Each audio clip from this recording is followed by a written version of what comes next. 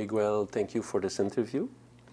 I'm very glad to talk with you and share your knowledge and wisdom with us. First of all, you were born in a family of healers, but instead you decided to attend medical school and be a surgeon. Why this choice? Well, first of all, I'm very happy to be here with all of you. It's a pleasure. This is my very first time I come here to Montreal. And I find a beautiful, wonderful city, great people. I'm just enjoying all the time that I'm being here. It's very, very lovely. Well, I was lucky to grow up in this beautiful family. I was lucky to have the parents that I have, and I was lucky to learn from them a whole very old tradition that comes from Mexico, of course, that we call Toltec, but the word Toltec means artist. That is not necessarily a nation. No, it's just the people who create beauty, to have the awareness that we humans are here to enjoy life.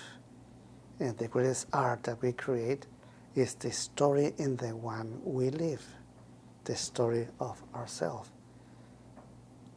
The world that we create, which is not even real, is virtual, and is made by the words that we use, the language that we speak. And of course, this is true in any place in the world. And it doesn't matter where we was born, we will use the words that we learn in our language in order to make sense of our existence. Then we have that point of view about everything that we perceive, and that point of view comes from inside of us. It looks like that is behind our eyes and between our ears. And all the information comes from everywhere to that specific place. And this is how we use the words to explain everything that we perceive, to explain the outside as the inside.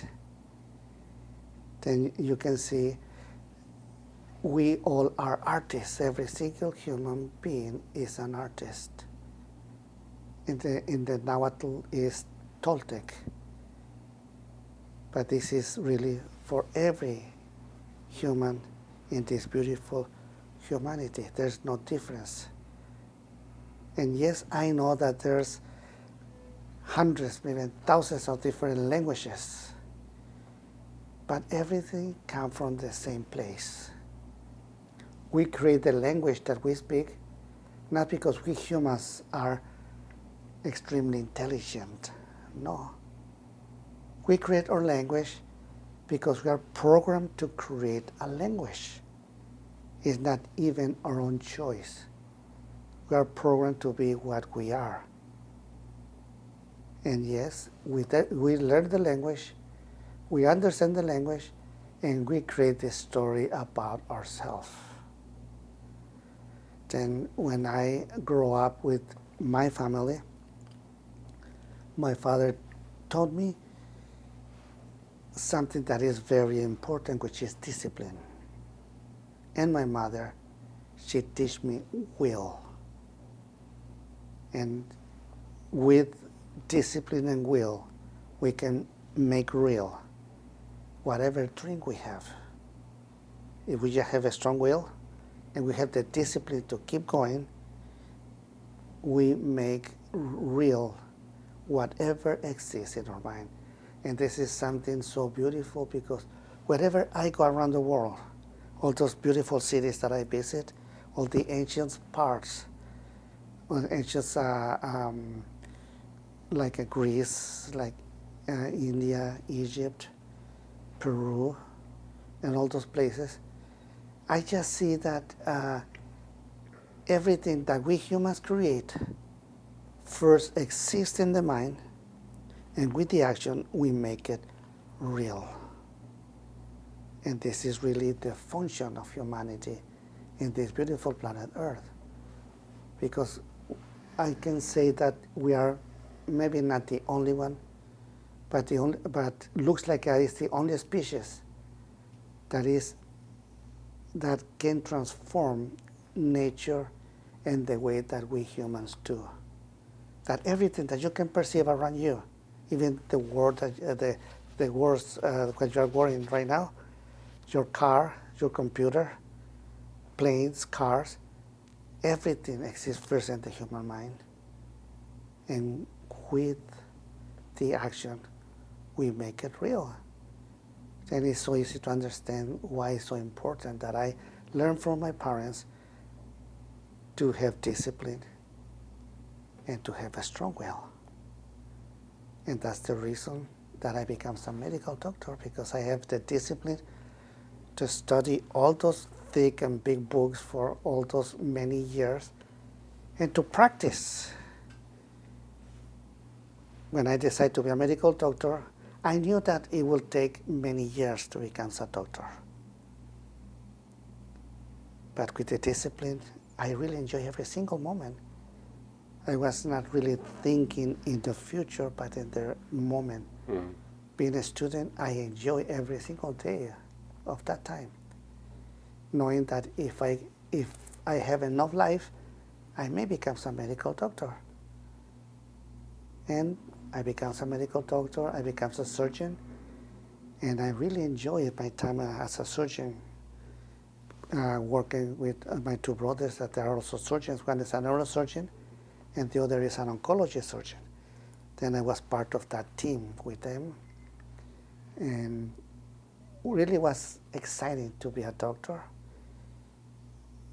But at a certain point, it was a little more difficult because as a surgeon, I was on call all the time. And the time comes when I decide, okay, this is enough. I have a great time. I enjoy to be a medical doctor, but now I want something else because my heart is no longer in a hospital. Yeah.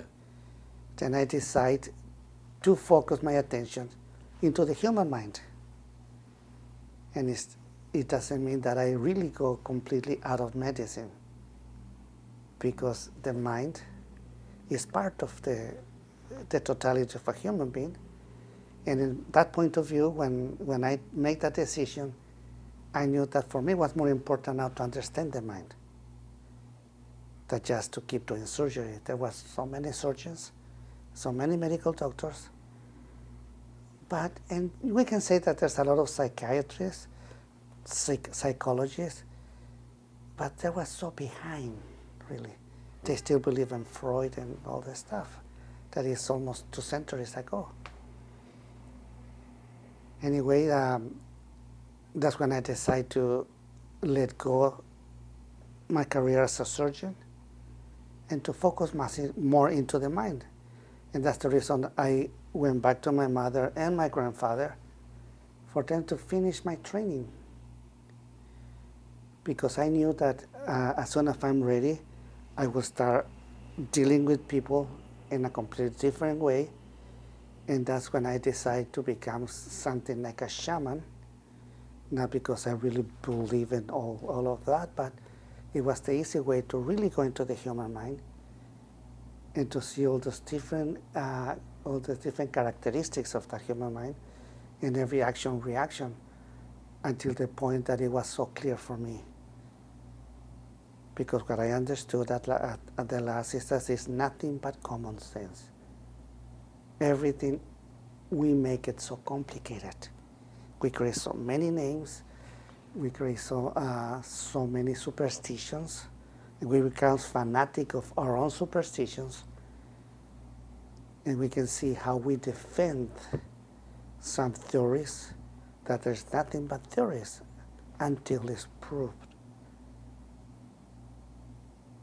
Then as a kind of a shaman, I was like around 12, 13 years. And the result of all the time is my very first book, who becomes an international bestseller. and it's the Four Agreements. Yeah. That book was, well, all my books, not just that book, they were translated in 36 different languages, which means it's all around the world. And at least 3 of my books become absolutely classic, like the Four Agreement, that is the main one, the Mastery of Love, that many people love that book. The Voice of Knowledge is very deep, very interesting. And my middle son, he wrote another book that he named the Fifth Agreement. And I collaborate with him by doing a summary of the Four Agreements, which is just in the very beginning of the book, and just the rest, he was the one who created it, and it became so beautiful, and also was translated into the 6 different languages. Could you tell me about the Four Agreements and give us a description of those, of each of them, please? Okay, well, you know, I it's the main question that wherever I go, they ask me. Anyway, the most important one, obviously, is the very first agreement, which is be impeccable with the word. And of course, many people think that just do what you say, just a simple part of the meaning of that agreement. But it's much more deep what the people say than what people understand. Because we use the word in order to create a story of ourselves. You know, like the Bible say, in the beginning was the Word was with God, the Word was God, and everything is created by the Word. Well, we use the word to create a story about ourselves, our own world, and the one we live in. Perhaps we are not even aware that we live in our own world. And with the words, we create everything that we know. We give names to everything that we know. The whole knowledge is made by the word.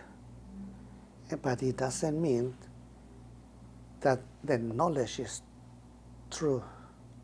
No. More than the 90% of the knowledge, for sure, is nothing but lies. And perhaps only the 10% or less is the truth. Then we can see that most of what we believe is not exactly true, but it's only true for us, but for nobody else.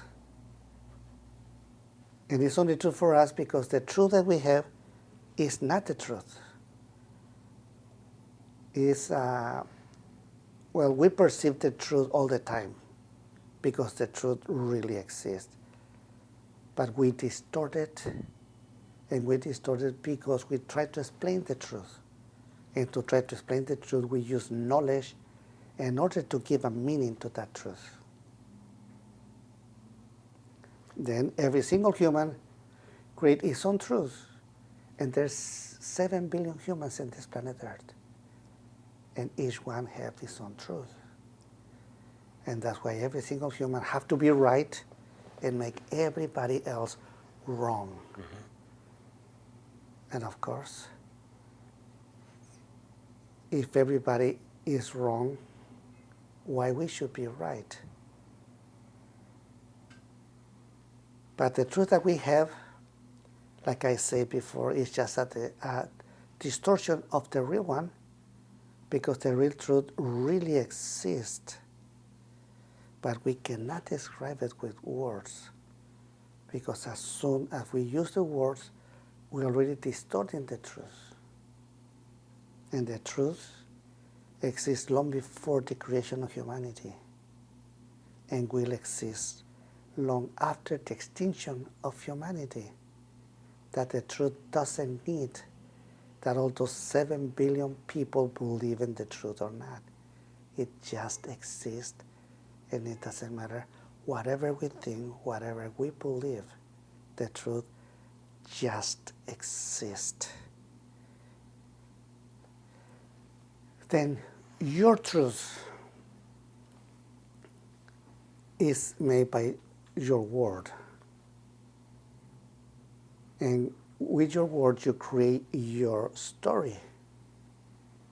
Now you may understand easily that if you are impeccable with the word, the story that you create for yourself will be a paradise. But if you misuse the word, well, you will create all those conflicts. You will make your life very difficult.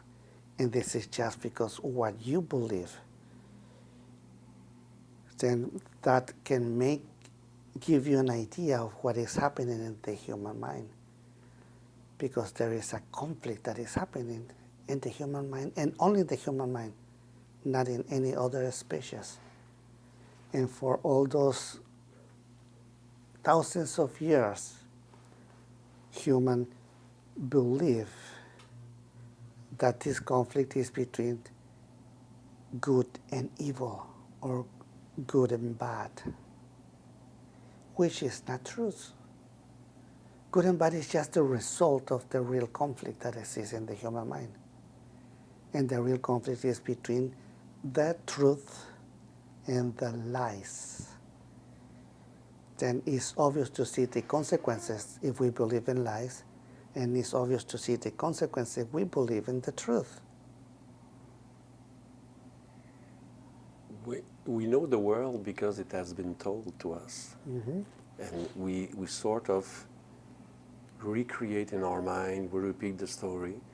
How can one stop the world somehow and just be, let grow the truth instead of, sometimes you have to see the world for yourself, not be in your mind, just be in your heart, and somehow live the truth. So our words, which has power, so how can one stop the world somehow? Well, the answer is extremely simple. And this is the fifth agreement that my son wrote. And the fifth agreement is, be skeptical, but learn to listen. Be skeptical is not a social position that you can say, oh, I'm so intelligent that I don't believe.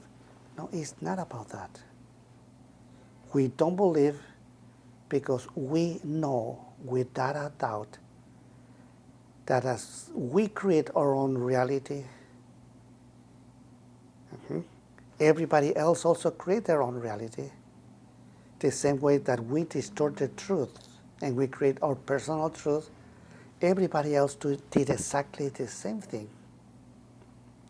And of course, they will express what they believe. And because they create their own truth, they will believe that they're right and they will make everybody else wrong. Then if we are skeptical, we will not believe whatever they say. But if we learn to listen, when we listen what they say with all of respect, of course, we only will take what it helps us. And what it doesn't help us, we just let go. It has nothing to do with whoever is explaining to us whatever they believe. Then be skeptical really means don't believe me, don't believe yourself, and don't believe anybody else. But learn to listen. In listening, this is the gold key. Don't believe yourself. That's the very first thing. Don't believe all the lies that you tell to yourself. Especially all those lies who say, oh, I'm not good enough. I'm not strong enough. I'm not intelligent enough. I never will make it. I'm not beautiful. I'm ugly. I'm whatever. If we don't believe ourselves, but we listen what we tell to ourselves, our world will change like magic. That's the, in fact, that's the impeccability of our words, you know, sort of being the truth or being true to ourselves. That's correct. I think that answers your question. Yeah. And the second agreement is don't take anything personal. How can one can do that? Because at first, when we start to do that, we're sort of very emotional towards the other or towards what people are saying us. So how can one be, don't take it personally? Well, you create your own world. And in that world that you create, you are the main character of your story. And everybody else is just a secondary character. And you really don't know them. You don't know your parents, you don't know your beloved, you don't know your children, you don't know your brothers, your sisters, you don't know your friends. The only thing that you know about them is what you perceive from them, the way that they want you to perceive them, and you will distort it anyway. Then the ones who live in your story are not the real ones. Every secondary character in your story is a copy of an original. It's based in reality, but they are not real. Then the fact is that you don't know anybody. Perhaps you don't even know yourself. And vice versa. Everyone else, in their story, you are only a secondary character, and they really don't know you. They only know what they believe about you. That when they have a conflict with you, they're really dealing with the secondary character in their story. And that will affect you only if you believe the judgments that they have about you. But if it's not true what they say or whatever opinion they have about you, and you know that it's just ridiculous, it's just in their story, that will not offend you. Only will offend you when you agree with them. If someone comes and say, hey, you are so stupid, you lower your head and say, yes. How do you know? Now you're agreeing, then will hurt you because you are taking it personally. Then by don't take things personally, that gives you immunity in the interaction that you have with anyone around you. And of course, that is supporting the very first agreement. So that, in a sort, that brings us near, further to the truth of ourselves. Definitely. The four agreements is getting you to the real you. Yeah. It's getting you to yourself. And this is the beauty of this book, and it's what really makes it already a classic. Because it's a book that you can read it so many times, and it still is getting you to the real you. And it's a book that is very short, very easy to understand. When I wrote that book, that was exactly the challenge, to make it as simple that can touch anyone. It doesn't matter the level of education that person has. From someone that hardly went to school to the most important people in the world. Like when President Clinton speak in the television and really say that that book helped him. This is a very, very important person, very intelligent, very smart. But everyone, all around the world, they're really so grateful for what this book really give to them. And they buy books to give it away. Because when you see something that you really like it, you want to share with people. Yeah. So, and also because it's so simple, it touches the heart, and at the same time, it's sort of because, every time you read it, it's like you change from the last time you read it. So it's sort of somehow alchemy, or because it brings you more nearer to the truth of yourself. Yes. And what is the third agreement? Is don't make assumptions. And once again, is much more deeper what most of the people know or believe, because it has to do with the language that you learn. It has to do with the knowledge that rules every action and reaction that you have. Every single decision of your life is ruled by knowledge. Then at a certain point of your life, something incredible happened in your brain. And what happened is that knowledge starts speaking in your head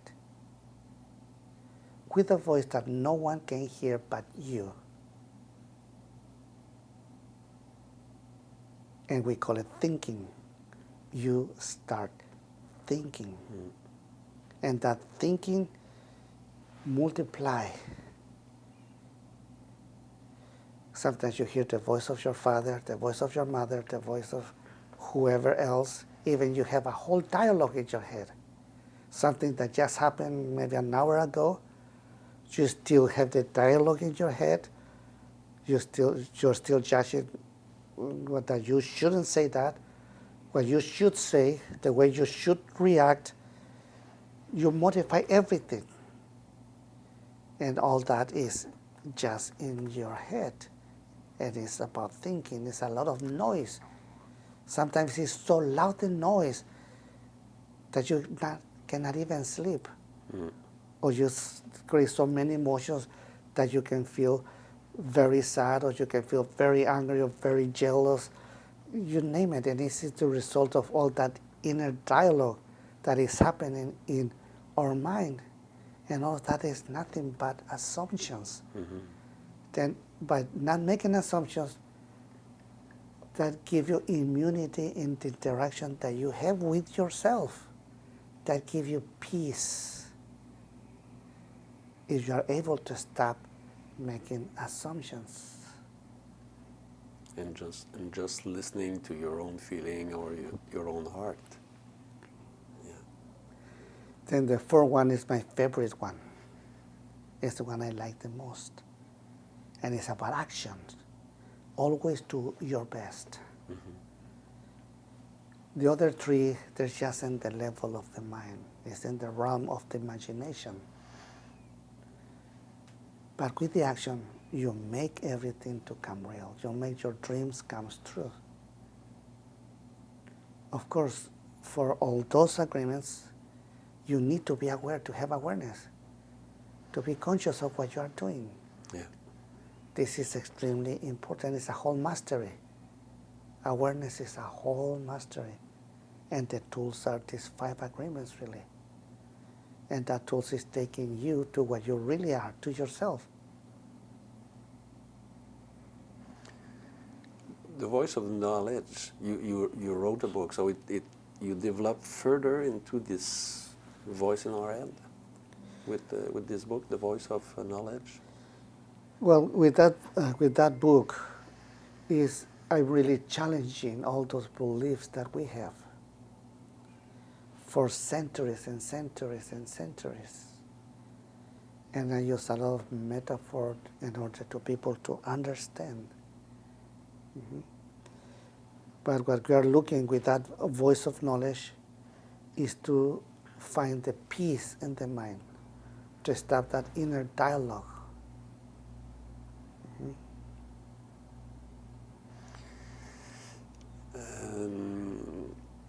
You had a near-death experience.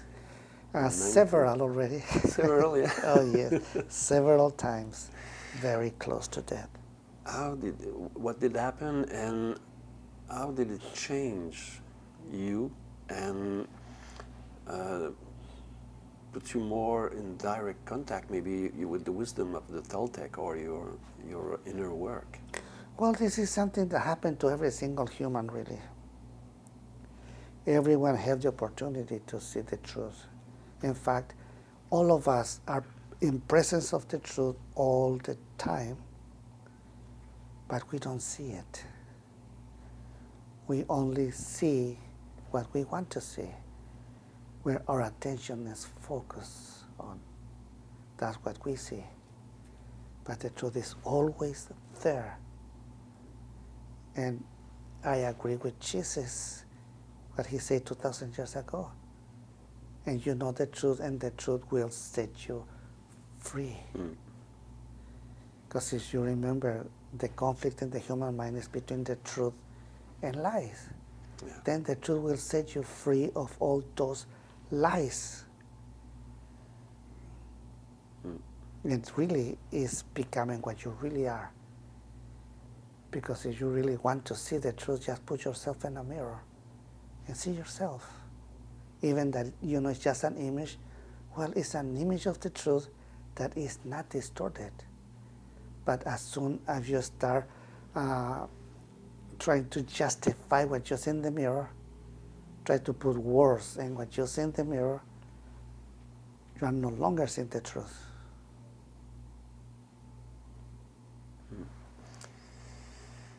There are 3 Toltec's masteries. It's awareness, transformation or stalking, and intent. Could you tell us about those masteries and how the Toltec view them in their tradition, and how can we, sort of integrate it in our daily journey? Well, to talk about these 3 masteries is we make the division in order to teach, not because it's exactly true. It's a way of teaching, really. And it's very obvious, because awareness is really to focus in everything that we perceive, to be aware. And the first thing is to understand that we are dreaming, that we are living in the story that we create, and this is just a story, and the one we are the main character. And whatever happened in that story is important for us, but only for us, not for anybody else, because they live in their own story. But in that story, we are affected for everybody's opinions, everybody's judgments, everybody's knowledge, because they teach us to be the way they are. And we become a copy of the whole society, a copy of our family, a copy of our society, copy of our country, etc., etc. But this is not what we really are. Then if you can see, to be aware of all of that is really a whole mastery. And practice make the master. Then to master awareness is to practice awareness all the time.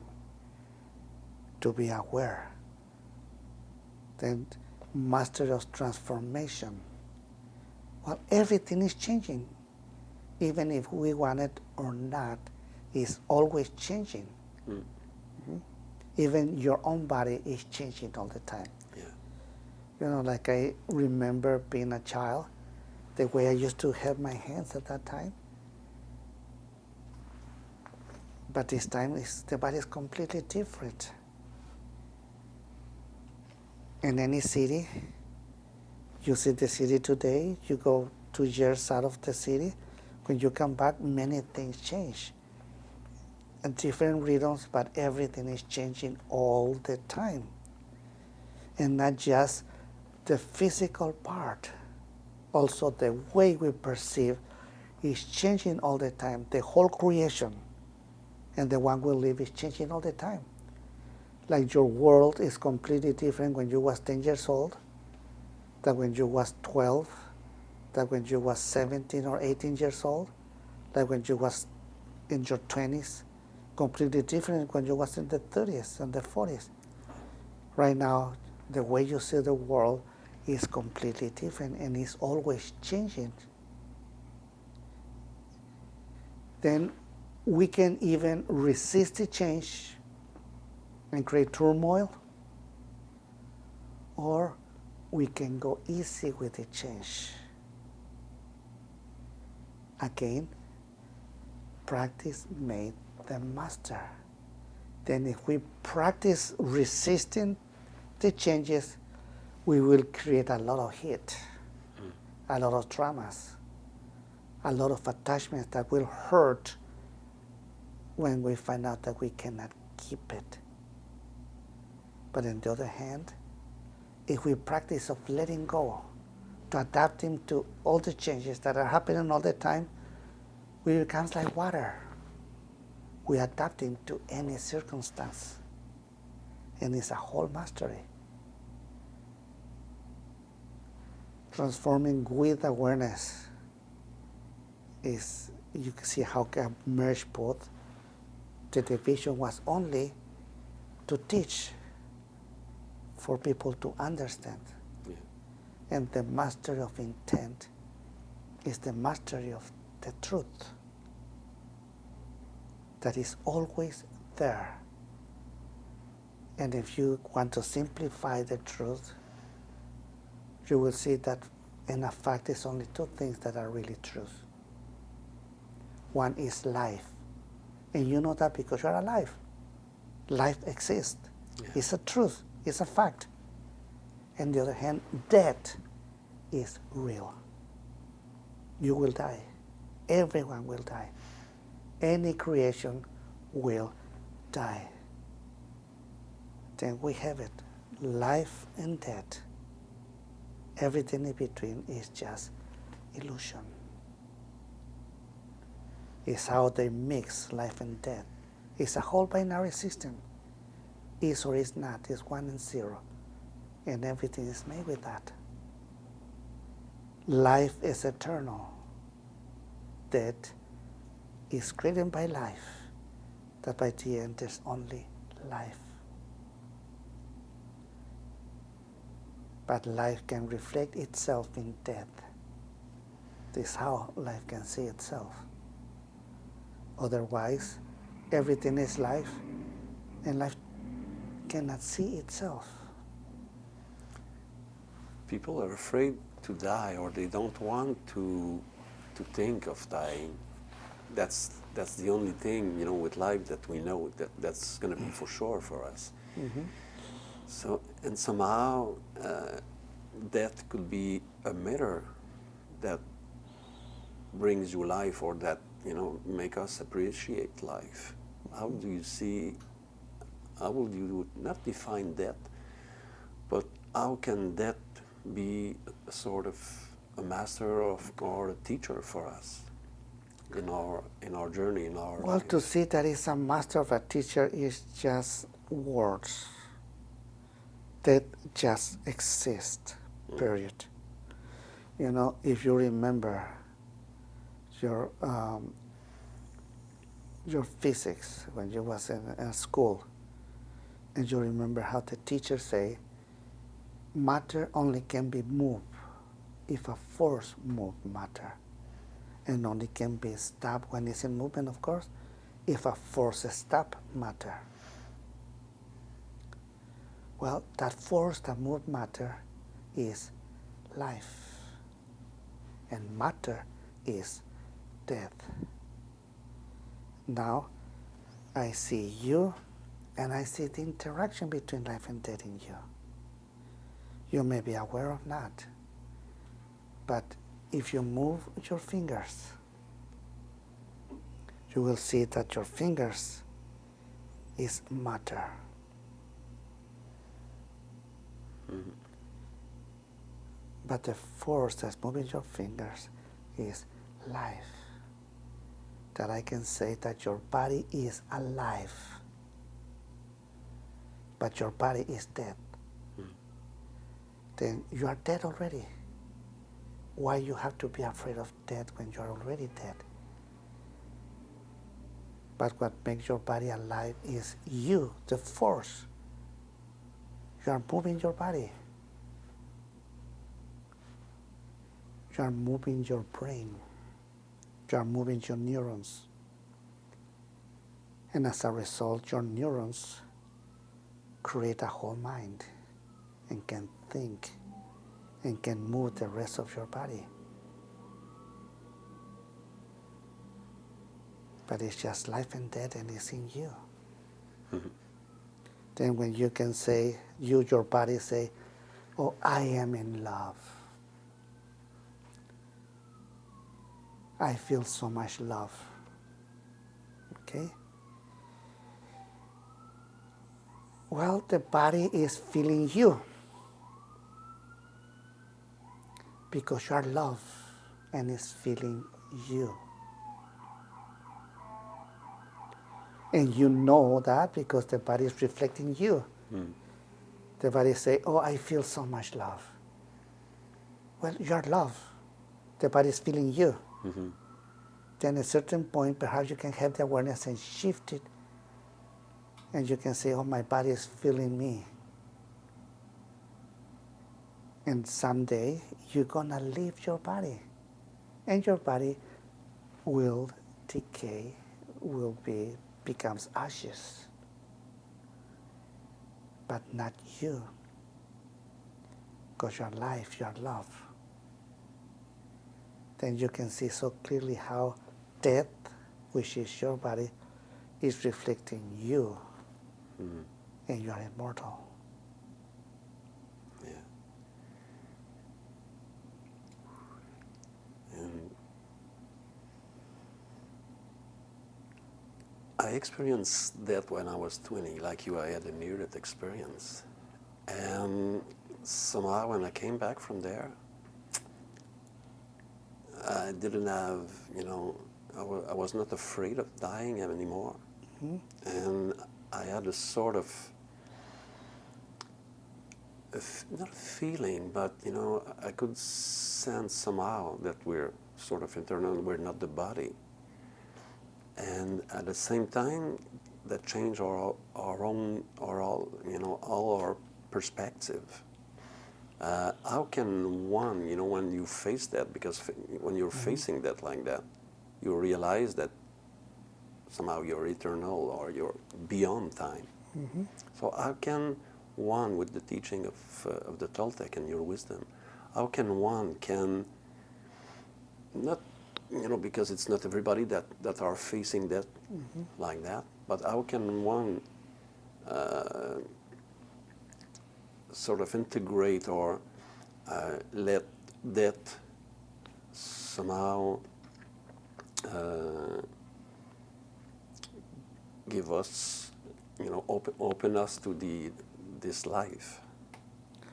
Well, the opportunity for sure is happening in every single human.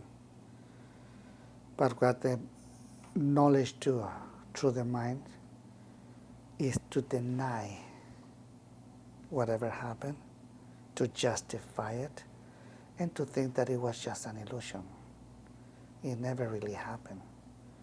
As a medical doctor, we can say, well, because the electric impulse, because the chemicals, we try to use whatever to explain why we have this kind of experience or not.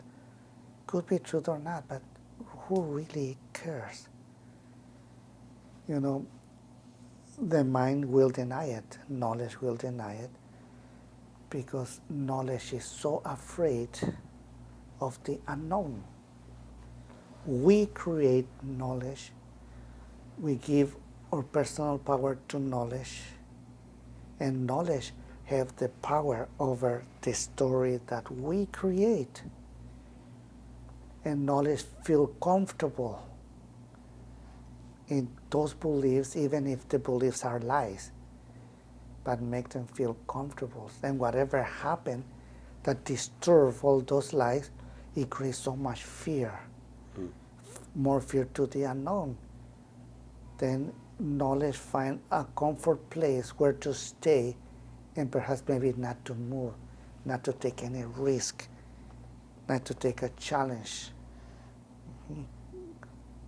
and hide in that little island of safety that is not real, because that island of when you can feel safe, is also full of fear, and fear who paralyze you, who don't allow you to take the risk to be what you really are.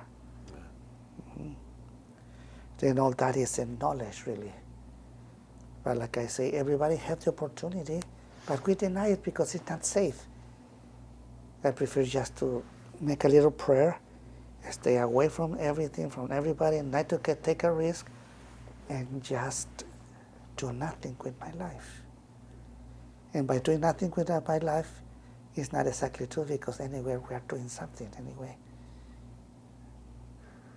How can one, what would you recommend, or for people to sort of face the unknown, just plunge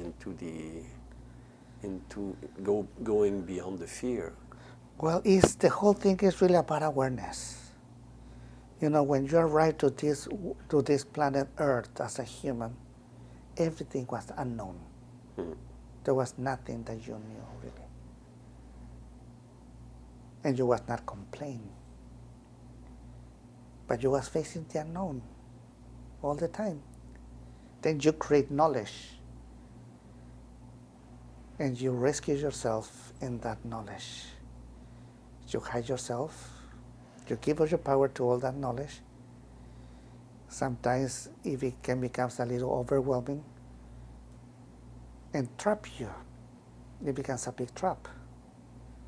In certain point, it's just a big game.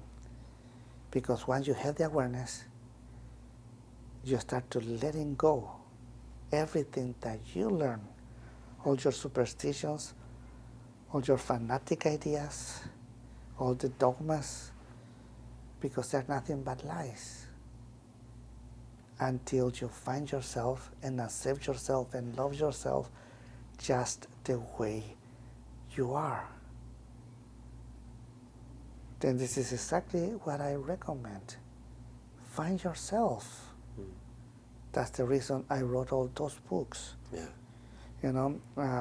A year and a half I have a heart transplant. After 10 years of having the heart attack and living only with the 16% of my heart capacity. Well, after I have the heart transplant, finally blood came into my brain again.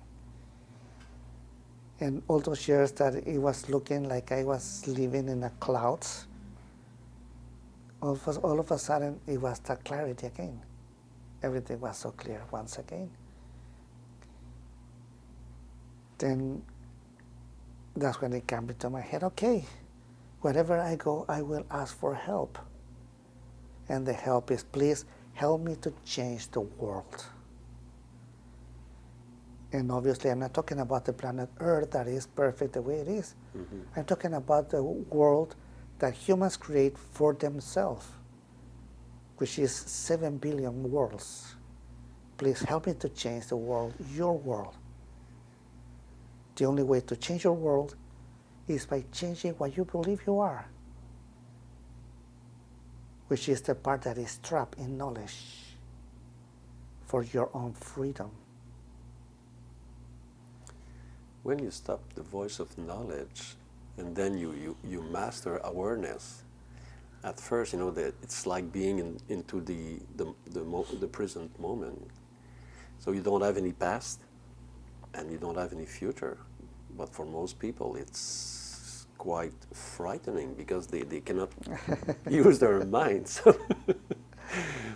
What would you recommend to those people, or for us, that get all your knowledge, put it away, and become what you really are. Because you are the one who creates knowledge. You give your power to knowledge, and knowledge becomes the biggest tyrant in your life. Then push knowledge aside and make knowledge your friend. instead of your enemy. Because I hear so many people say, I am my worst enemy. Well, of course, you are the worst enemy that you ever had. Yeah. But this is because you said so, because you believe that. But you can change that belief. You change that belief is you change your own world. And to change the world is not to change the secondary characters, but to change the main character, which is what you believe you are. If you change that belief and you invest all your faith in that belief, then just like magic, everything will change. And this is what I'm doing wherever I go right now. Please help us to change the world. And that's the reason why this year is extremely important for me. Because it's the end of the Mayan calendar.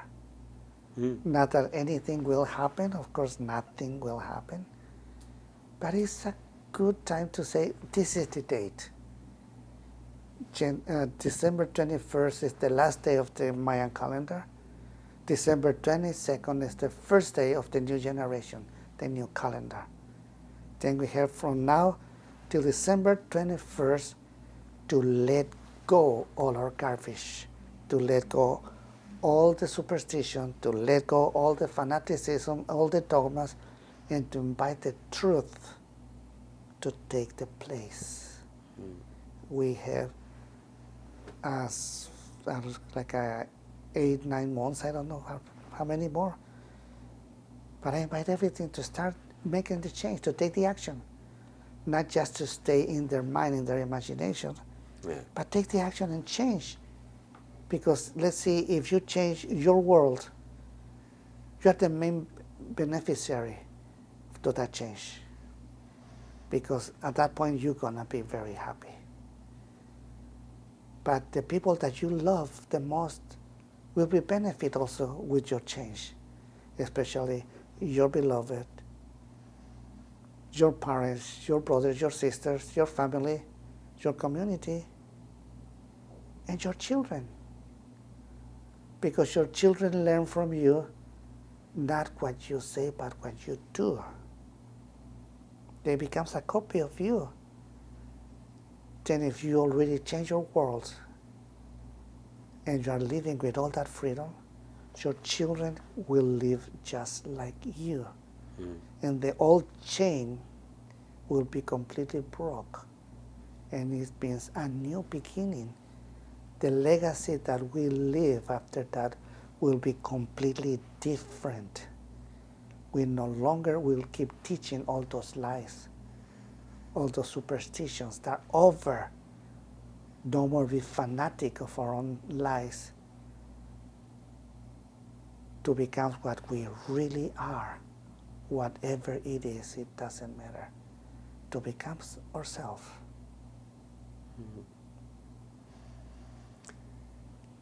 You know, you're talking about the Mayan calendar, and what we read mostly is, it's funny because people talk about light and heaven, but everything is, there's more fear about that date. No, definitely, that's true. There was a lot of fear for the Y2K. Yeah. Last year, somebody said, I don't even remember who he was, that it was the end of the world last year and nothing happened. Every certain time, somebody comes and say, okay, prepare everybody, that will be over very soon. Well, nothing is happening. There's nothing to be afraid of. What is the worst thing that can happen? That our body die? Sooner or later, all of our bodies will die. Then that's the biggest fear we have? Yeah. How do you explain that people are somehow doing changes out of fear rather than just letting go? Then don't believe them. The agreement number 5. Right. Be skeptical, but learn to listen. We don't have to live in fear. It doesn't mean that fear doesn't exist. Fear is completely normal. Fear can save your life, can save your mind.